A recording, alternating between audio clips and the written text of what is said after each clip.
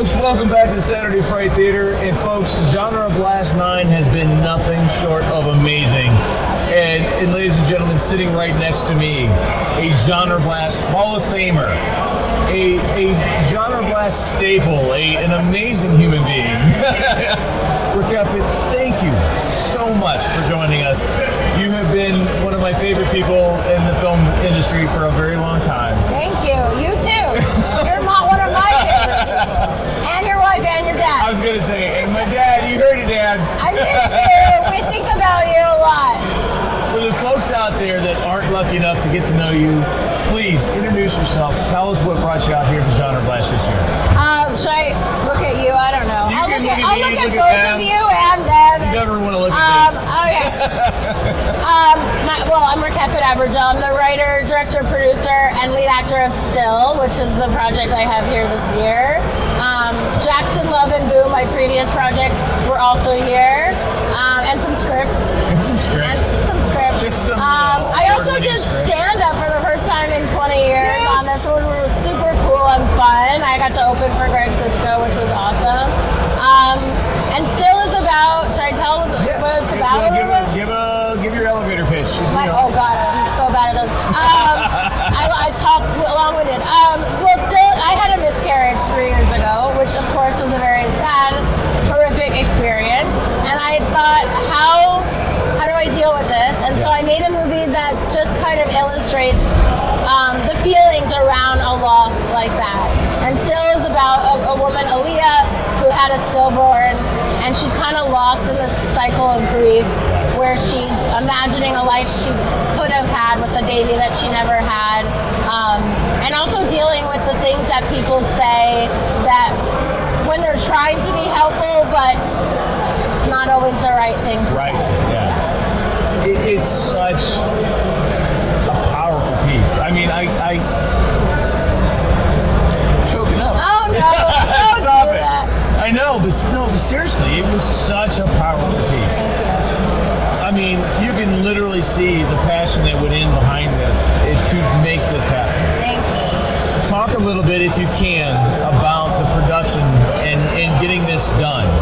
Because you told kind of a sweet story that came out of this about the little boy. Yes. So tell us a little bit about it. So Cooper Akins, who plays the baby, I bonded with him immediately. His mom has just let me become like an auntie to him, so I'm still very much in touch with him. And he was perfect on the production. He just seemed to know when to cry, when to sleep.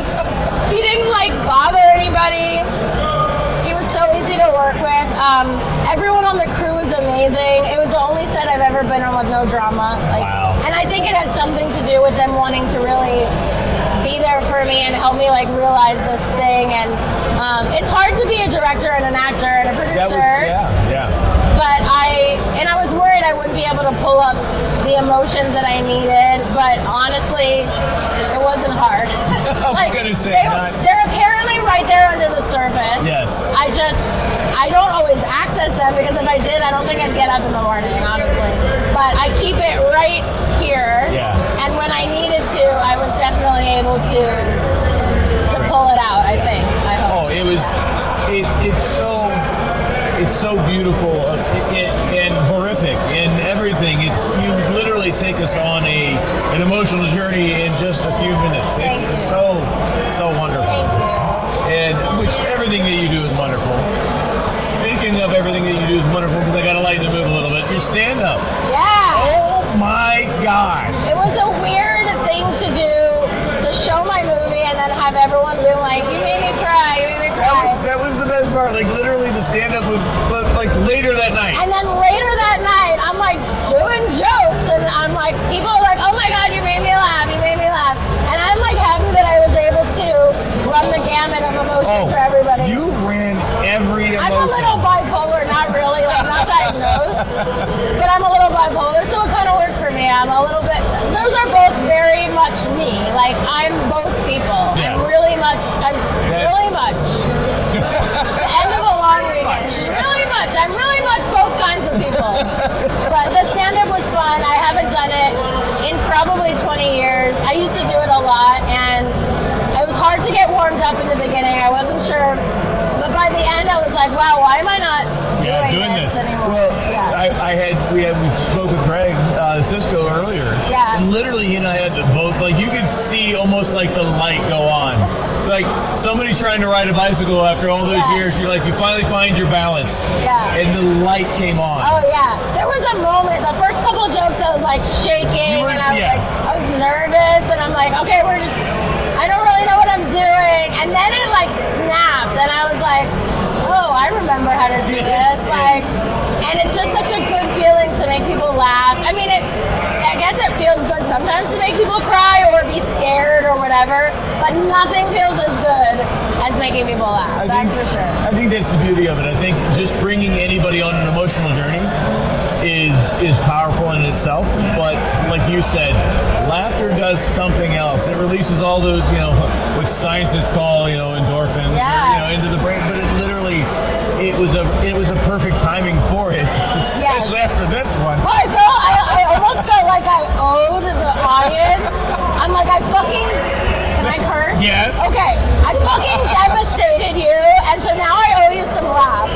And I feel like I should do that at every festival that I show this at, because I always feel terrible. People are like, I cried and I was tearing up, and I'm like, I'm so sorry. I lost the contact because of you. No! Did you really? That's funny. Just putting it out there. That's funny. I had to actually go find my glasses. No, but even like the toughest looking guys here came up to me and they're like, I teared up. Yeah. I teared up. And that, if I got them, then I feel good about it. Yeah. I cry because I stepped in snow. But no, seriously. You brought every emotion this weekend. Like legitimately. And then thank goodness left us laughing. It was good for me too. I got a lot out of that. And to have people laughing, there's nothing better than like you feel like they're like in your hands. Yeah. And you have this like, it's not power, it's like effect. I don't know, whatever the word would be.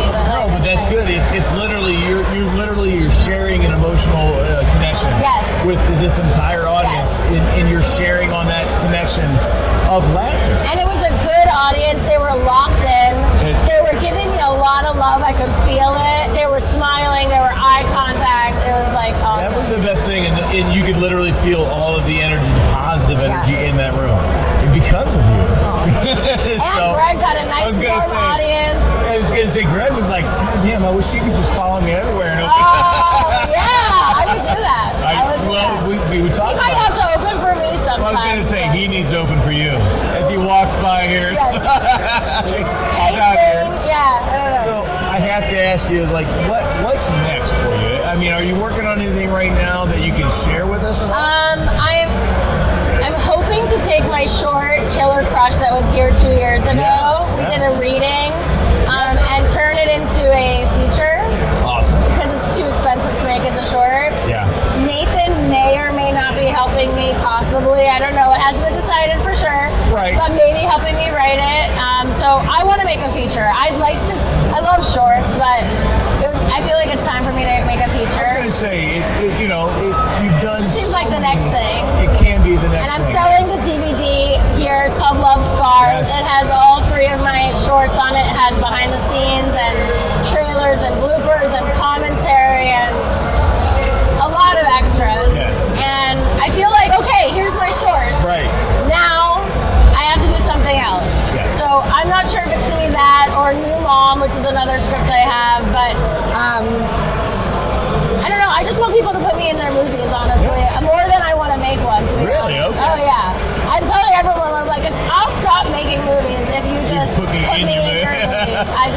Which you are an absolute amazing actress. Because literally what you brought through it just instilled, let alone Jackson Love and Boo. Oh my gosh. Thank you. Like we could literally go on and on. Thank you so much. You're the best. And I love you and your wife so much.